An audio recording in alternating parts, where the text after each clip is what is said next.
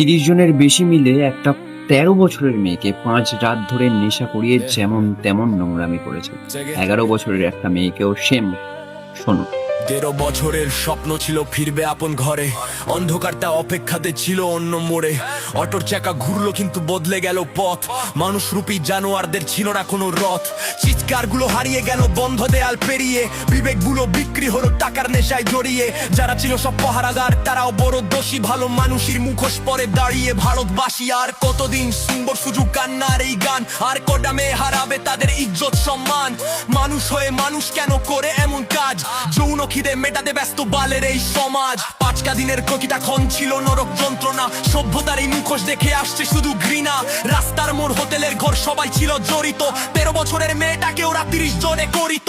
আজকে আমি গান লিখিনি, লিখেছি একটা চিৎকার, বাচ্চা বাচ্চা মেয়েগুলোর স্বপ্ন পুরে ছাড়খার। লজ্জা লাগে ভাবতে গিয়ে এটা কোন সভ্য দেশ, ধর্ষকদের ভিড়ে আমরা এটা কেমন পরিবেশ। কলমটা আজ আগুন হয়ে খুঁজছে না এর বিচার, এইটা শুধু গান নয় এটা প্রতিবাদের হুঙ্কার। এইটা শুধু গান নয় এটা প্রতিবাদের হুঙ্কার।